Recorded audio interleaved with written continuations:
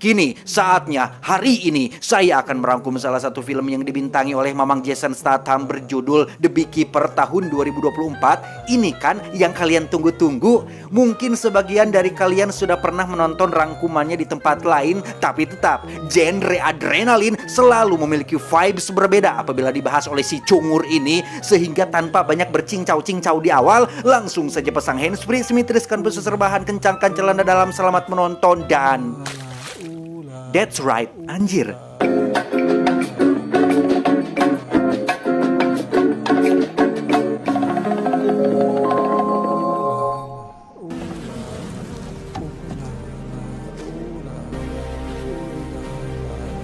Kisah akan berfokus pada seorang tukang alanyiruan atau yang dalam bahasa kerennya disebut dengan beekeeper alias pemelihara lebah bernama Adam Clay yang sedang ngalah kook atau tawon di sebuah rumah milik seorang ibu-ibu bernama Nyonya Parker. Diketahui jika Adam memang menyewa gudang milik Nyonya Parker untuk dijadikan sebagai tempat usahanya beternak lebah madu.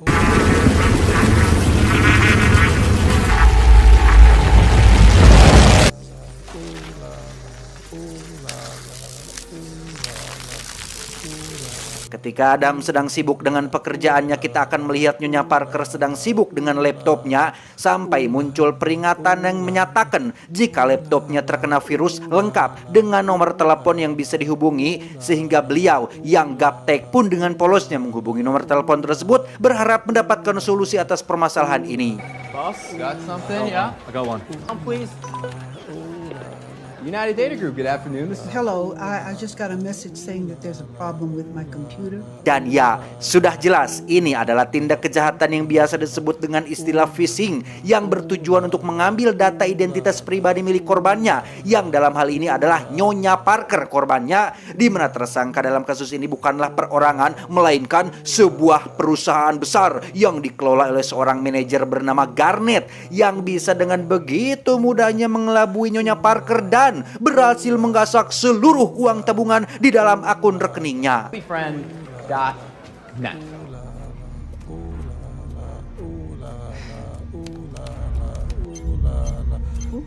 My computer.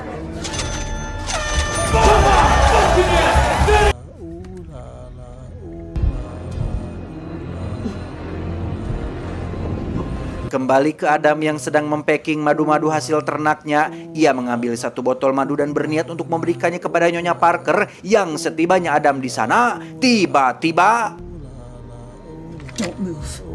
ya, Nyonya Parker ditemukan sudah tewas akibat bundir, sementara putrinya yang bernama Verona mengira jika Parkerlah pelakunya, sehingga ia pun segera dibawa oleh pihak kepolisian untuk diperiksa lebih lanjut. I don't have much to say. Mr. Clay. Satu malam Adam harus ngaringkuk di dalam jeruji besi sebelum akhirnya ia dibebaskan karena tidak terbukti bersalah. Verona yang sudah salah paham pun menemui Adam di gudangnya untuk meminta maaf atas kekeliruan ini. Verona kebetulan adalah seorang agen FBI. Ia sudah berkoordinasi dengan divisi terkait hingga didapatkan informasi mengenai para pelaku yang ternyata sudah beroperasi sejak 2 tahun yang lalu dan sampai saat ini belum berhasil ditangkap akibat minimnya petunjuk yang didapatkan. Either it goes unnoticed, if it's more important. Dan jika Anda mengira Adam Clay hanya seorang tukang alanyiruan yang biasa makan endog tiwul, maka Anda sudah salah besar, karena Clay terlihat mengambil ponsel yang ia sembunyikan di dalam salah satu sarang lebahnya, menghubungi divisi terkait untuk menanyakan alamat lengkap para pelaku cybercrime ini, sehingga bisa disimpulkan jika Adam adalah mantan agen khusus yang bekerja di salah satu divisi rahasia milik pemerintah. Tanpa buang waktu, Adam langsung meluncur ke alamat yang dimaksud. Sambil menenteng 2 jerigen bensin, Adam dengan terang-terangan akan membakar habis gedung ini, sehingga apabila kedua penjaga tetap menghalanginya, maka inilah akibatnya.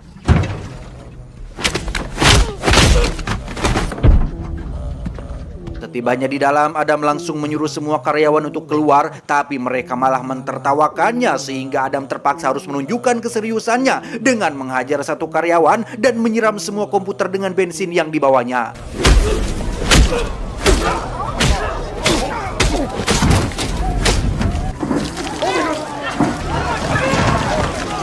Tak lama muncullah Garnet sang manajer yang membawa lebih banyak penjaga sehingga Adam lagi-lagi harus membrutal dengan mengajar mereka semua sekaligus meledakkan gedung ini sampai rata.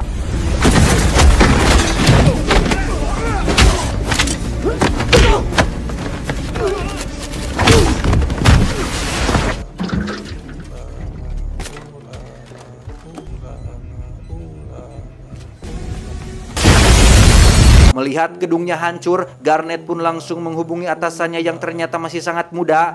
Dia bernama Derek, anak orang kaya yang diam-diam menjalankan bisnis haram dunia maya. Yang ketika mendengar salah satu tempat usahanya hancur, Derek segera menemui orang kepercayaan ibunya yang punya peran penting di pemerintahan bernama Wallace ini untuk mencarikan nama dan alamat pelaku yang sudah meledakkan gedung usahanya. Karena Derek terlalu sering membuat masalah, Wallace pun malas untuk membantunya kali ini, sehingga Derek pun kembali menghubungi Garnet dan menyuruhnya untuk melacak satu persatu korban, barangkali pelakunya adalah salah satu dari mereka. Right, you understand?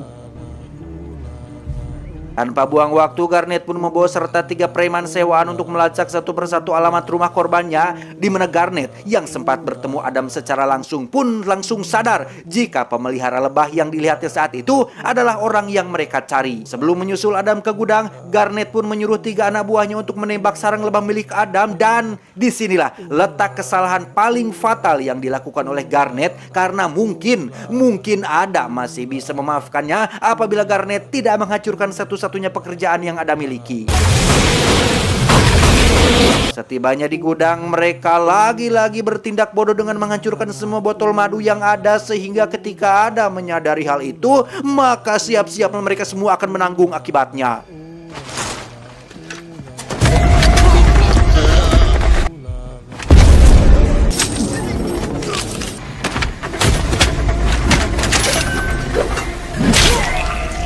Sungguh, betapa menyesalnya Garnet saat menyadari jika dirinya sudah macam-macam dengan orang yang salah. Jari tangan kanannya habis terpotong dan sengaja dibiarkan hidup agar bisa menjadi pesan ancaman untuk atasannya si Derek. Tepat saat jembatan sedang dinaikkan, Garnet pun memberhentikan mobilnya, di mana momen itu ia manfaatkan untuk menghubungi Derek untuk melaporkan kegagalannya. Tapi tiba-tiba ya, muncullah Adam yang langsung mengikat tubuh Garnet dengan tali yang terhubung dengan mobilnya, sehingga ketika mobil itu jatuh ke bawah jembatan, Garnet pun ikut terbawa dan tewas saat itu juga. Adam mengambil ponsel Garnet yang masih terhubung dengan Derek. Sebagai anak orang kaya yang punya jabatan dan kekuasaan, Derek dengan sombongnya mengatakan bahwa Adam sudah macam-macam dengan orang yang salah. Derek mengklaim jika dirinya adalah orang yang tidak bisa tersentuh dan mengancam akan segera menghibisi Adam lebih dulu. Beralih ke Verona yang sedang menyelidiki kasus peledakan gedung, tak lama ia mendapat kabar jika rumah ibunya terbakar disertai dengan penemuan 3 jasad preman, hingga akhirnya Verona sadar jika kasus ini ada hubungannya dengan Adam Clay, si peternak lebah yang menyewa gudang ibunya. Derek sendiri terlihat sedang mengadu kepada Wallace untuk melacak orang yang sudah mengobrak-abrik kerajaan bisnisnya, di mana Wallace yang dulunya pernah jadi pimpinan utama CIA pun langsung menghubungi kenalannya di CIA saat ini untuk melacak siapa si Adam Clay ini sih sebenarnya, yang akhirnya terkuaklah jika pemerintah Amerika Serikat punya sebuah program khusus yang dinamai dengan Beekeeper, program yang dibentuk untuk menjalankan misi rahasia termasuk eksekusi massal. Agen yang direkrut pun bukan orang yang kaleng-kaleng karena harus punya skill di atas rata-rata prajurit biasa, dan Adam Clay adalah salah satu mantan agen Beekeeper yang sudah lama pensiun dan dikenal sangat amat mematikan yang tidak pernah gagal dalam setiap misinya. What? Ketar-ketirlah Wallace mendengar fakta ini karena ibunya Derek sudah mempercayakan Derek kepadanya untuk dilindungi, sehingga Wallace pun meminta si pimpinan CIA ini untuk mengirimkan agen Beekeeper lain untuk memburu Adam Clay bagaimanapun caranya. Kembali ke Adam yang sedang mengisi bensin di sebuah pom, di mana seorang agen Beekeeper pun tiba-tiba muncul dari belakang dan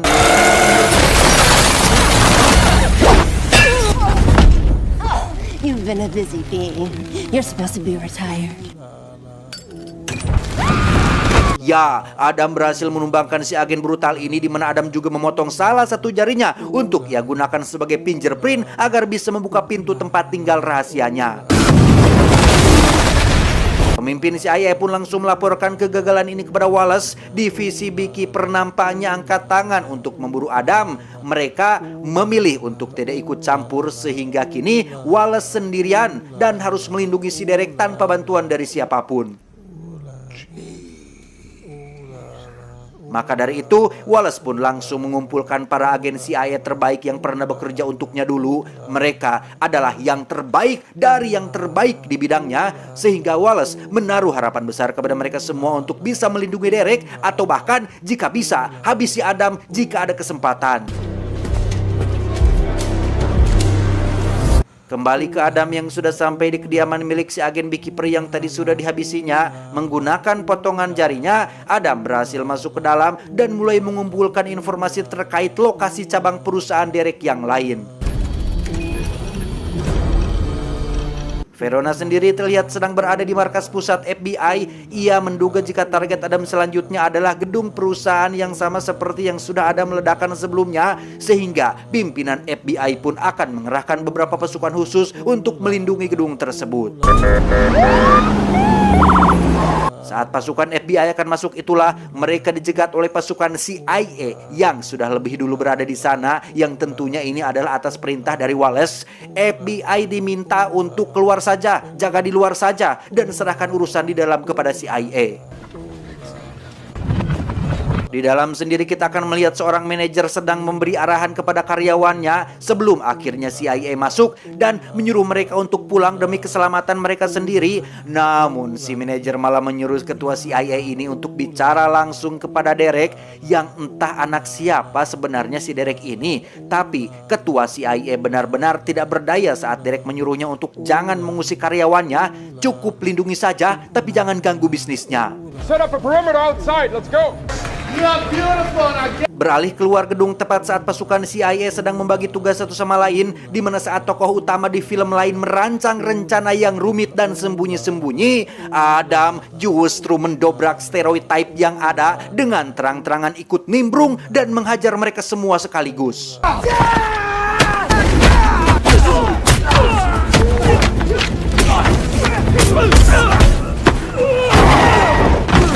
Adam langsung masuk ke dalam dan bersembunyi di antara para karyawan sebelum akhirnya CIA menyadari keberadaannya dan menimbakinya secara membabi buta.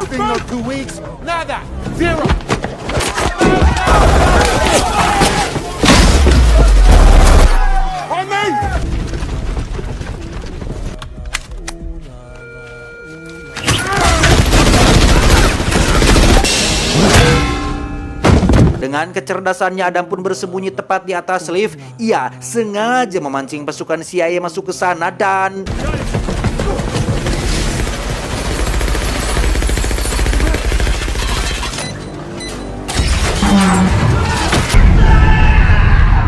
You're done. Setelah semua CIA tumbang, Adam pun kembali ke dalam untuk menginterogasi si manajer tentang siapa bosnya dan di mana ia tinggal. Yang alangkah terkejutnya Adam termasuk kita semua saat baru menyadari jika Derek adalah anak dari presiden, ibu presiden Amerika Serikat yang baru dilantik tahun ini, sehingga akan sangat menjadi viral sekali apabila kasus ini sampai ke telinga khalayak ramai. Please, stop. I will. Let me show you. Let me show you.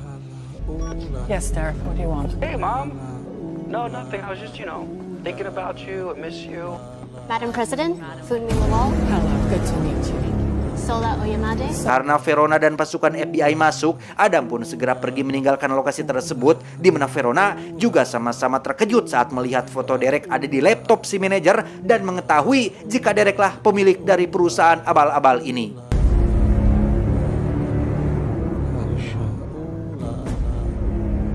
Setelah Setelah dilakukan penyelidikan, Verona akhirnya menemukan beberapa fakta unik mengejutkan lain dari perusahaan abal-abal ini yang ternyata seluruh pendapatan dari perusahaan tersebut sempat digunakan untuk modal kampanye ibu presiden. Dengan kata lain, orang nomor 1 di Amerika Serikat saat ini adalah pemilik asli dari perusahaan pembobol uang rakyat, dan Derek hanya seorang anak ingusan yang ditunjuk untuk mengelola bisnis haramnya. In this very office to identify financial fraud. Karena ini menyangkut kenegaraan, sang atasan pun menyuruh Verona untuk tetap tutup mulut dan fokus dulu saja pada pekerjaannya. Biarkan beliau yang akan menyelidiki sendiri kebenaran atas tuduhan serius tersebut. Good luck. Thank you. Beralih ke kediaman ibu presiden, para penjaga pun disiagakan untuk melindungi Derek dari Adam. Bahkan Verona sebagai agen FBI pun diturunkan untuk menjaga jalannya acara kepresidenan, di mana Wallace sampai-sampai menyewa tentara bayaran yang diketuai oleh seseorang bernama Lazarus demi untuk menjaga Derek tetap aman. Untuk Adam, ia terlihat sudah bersiap dengan rencananya memasuki kediaman presiden. Adam menggunakan gorong-gorong sebagai jalan utamanya dan menaiki salah satu mobil pembawa tentara bayaran tepat saat sedang dilakukan pemeriksaan.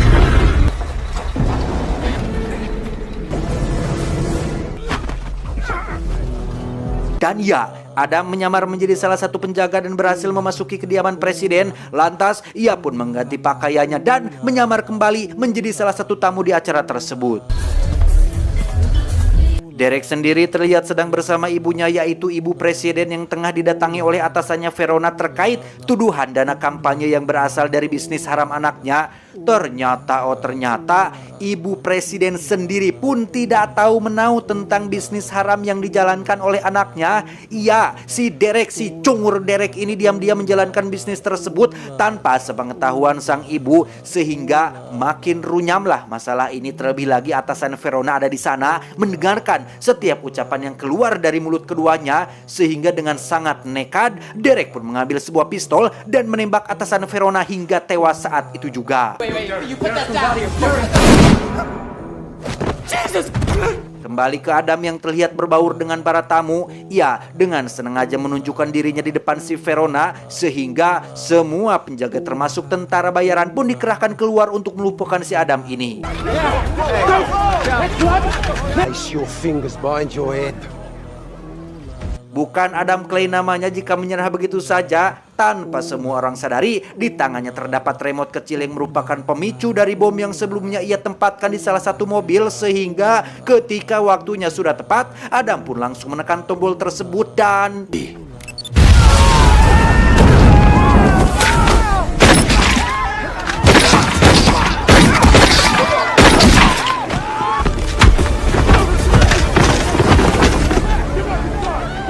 Setelah melumpuhkan semua tentara bayaran, Adam pun menaiki gedung menuju lantai tempat Derek berada. Ia lagi-lagi harus mengeluarkan keringat saat semua penjaga termasuk pas pampres menghadangnya, sehingga inilah yang terjadi.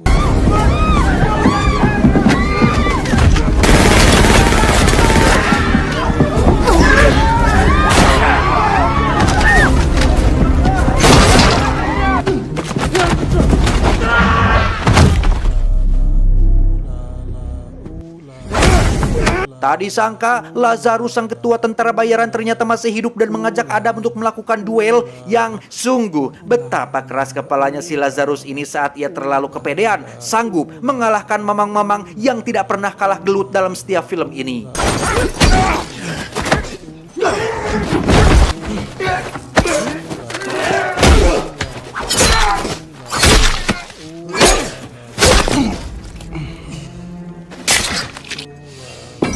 Selesai dengan Lazarus, Adam pun dihampiri oleh Wallace yang membujuknya untuk pikir ulang kembali niat balas dendammu. Namun hal itu sama sekali tidak mengurungkan niat Adam yang tetap mendobrak masuk ruangan tempat Derek bersembunyi. I can't do that. Now have a seat. Entah apa yang dipikirkan oleh si Derek, ia menjadikan ibunya sendiri sebagai sandera. Adam pun tak bisa berbuat apa-apa setelah Verona dan rekannya masuk ke sana. Yang ketika Derek berniat untuk benar-benar menembak kepala ibunya sendiri, tiba-tiba Sadar jika apa yang Adam lakukan sudah benar, Verona pun membiarkan Adam melarikan diri dan setelah semuanya selesai, Adam pun segera mengambil perlengkapannya dan pergi meninggalkan lokasi tersebut.